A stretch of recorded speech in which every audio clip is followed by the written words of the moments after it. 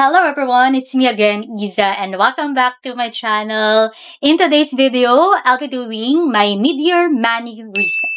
I've done a number of blog posts on savingspinay.ph about my mid-year review, and this is a video version that I am doing for you guys. Now, alam ko August na and you might be thinking it's already too late to do a mid-year reset, but teka muna. For me, it's never too late to do a reset routine. Think of it as a correction and just for you to really finish the year strong. So, if you're ready, let's dig in.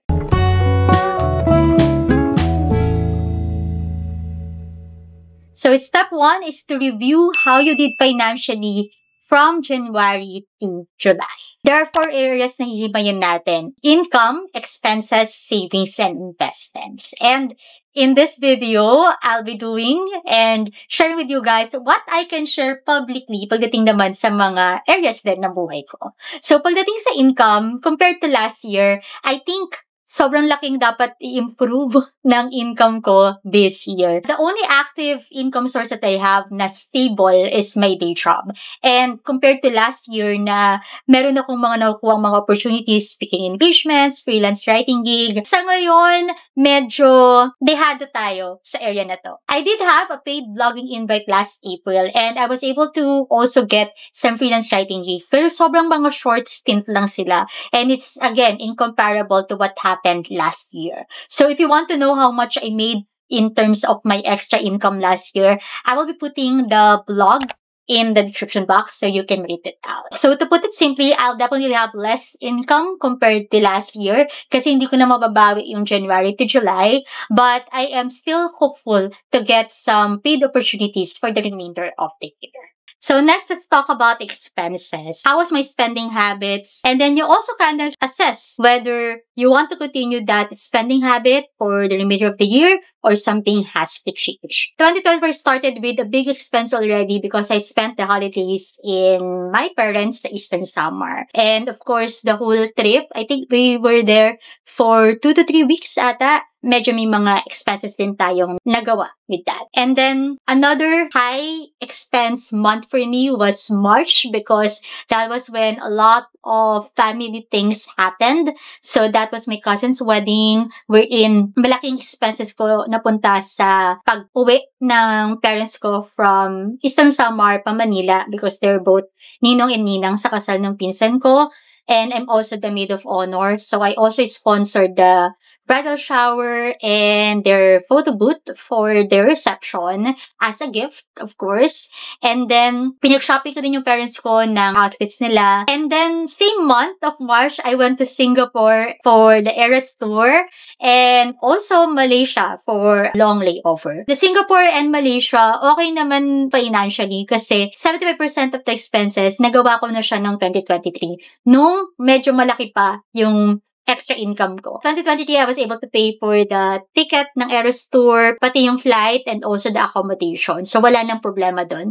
Ang pinaka-expense na nangyari lang this year was the whole allowance for the trip, and then shopping, kain, and so on. So, yung mga activities na ginawa namin in Singapore and Malaysia. Come April, we also had a work gala, and that is an all-expense paid and we even have a stipend, so that's good. Pero I had to prepare for my outfit and the good thing is nanalo naman ako ng Female Star of the Night. So I actually got back the money because I think I won 10,000 pesos nung time na yon. Kaya, good for that.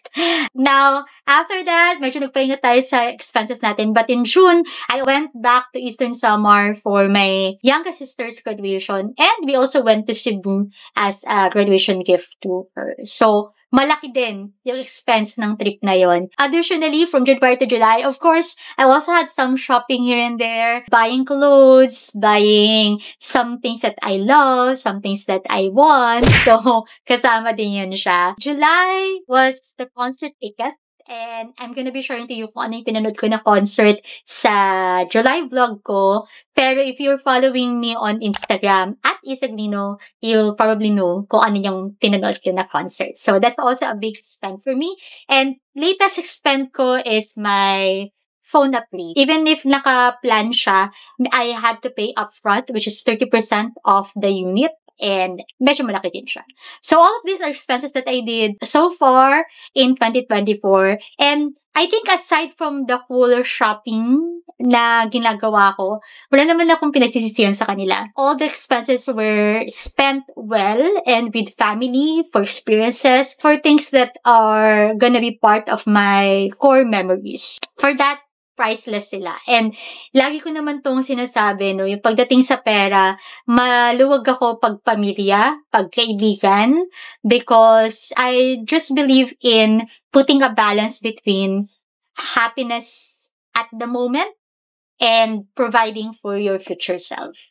So I want the present self to be happy, but also I don't want the future self to be miserable. Kaya as long as I keep my savings, my investments intact, then I am okay to spend. And again, within the means siya, kung ano yung income ko. So, yeah. Now, let's talk about savings, which is the third element here.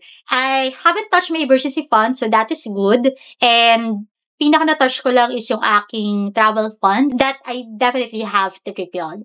I have a plan to go back to Eastern Samar kasi lagi tayo na-miss ng parents natin. So, baka umuwi ako ng Samar, either September, October, and then we also have a plan. Ibiyahe sila mama at papa pabalik naman dito sa Manila to spend the holidays. So, for that, I have to kind of factor in sa budget natin for the remainder of the year. Last will be the investments, and I'm happy to report that there's one investment that I made this year na medyo passively kumikita na siya sa akin. That is my feeder fund. I have a feeder fund and it's actually invested in tech.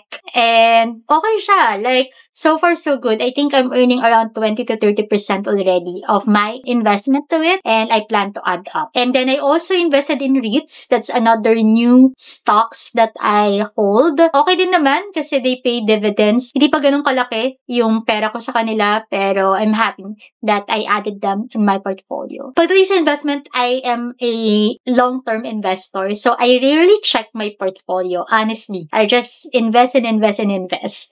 But there are portfolios that I already stopped investing kasi di ko nakikita na may future pa. Pero nandun pa yung pera ko. Kasya naman, alisin ko, diba? Tapos ilagay ko ulit sa savings. So, it's still invested there. Because, again, I'm hoping for a miracle. But, now, try to spend time reviewing ano bang nangyari sa inyong income, expenses, savings, and investments for January to July as well. Now that we're done reviewing January to July, it's time to set some new goals, targets for the remainder of the year. And that's August to December. Isa sa mga nakatulong sa akin is to answer the question, what should happen in order to make 2024 a success? Doing that, it makes you centered and zero in on things that are doable for you. Another tip that I have for you when it comes to setting goals is to put numbers on it. If you just say save more, medyo vague siya. Pero if you say save 10,000 pesos by the end of 2024, magiging smart yung goal natin. That's specific, measurable, attainable, relevant, and time-bound. Yan lang naman yung mga tip ko sa inyo. With that, I'll be sharing with you some of my goals for the rest of the year. I want to keep and follow monthly budget for the rest of the year. And kasama niya is I also want to track my expenses every single day. I actually would like to incorporate both digital and physical budgeting on my end. Next is to have some paid blogging opportunities such as speaking engagement, sponsored posts. I do receive some invites, especially for speaking engagement, but nothing come into fruition pa. Next is to properly save and invest for the rest of the year. Just really follow my saving and investment schedule. And lastly, I want to finish and get approved to Project X. The next step is to create or adjust your budget. You want to ensure that you include the goals that you've set. Say, for example, by December 2024, you want to save 50,000 pesos. How much should you be saving every month? Let's say for August, you should be saving 10,000. September, you should be saving another 10,000 and so on and so forth. So, dapat nagre-reflect yan sa budget natin. Last but not the least in our money reset is to have a plan for the other areas of your life. We're talking about your income, and you've already reviewed your income, and it's a possibility that you want to adjust it, you want to increase it, kasi kulang na siya pagdating sa mga daily expenses ninyo. Another is debt. Kung meron kayong utang, then this is something that you have to create a plan. Bago matapos yung taon is mabawas kayo sa inyong utang, whether it's gonna be yung utang nyo sa kapitbahay, o yung utang nyo sa friend ninyo, or mabayaran ninyo kahit paano yung utang nyo sa credit card. So you have to also create a strategy on how to pay off your debt. Emergency fund, if it's needed to be rebuilt, then this is an opportune time to also create a strategy. How will you rebuild your emergency fund?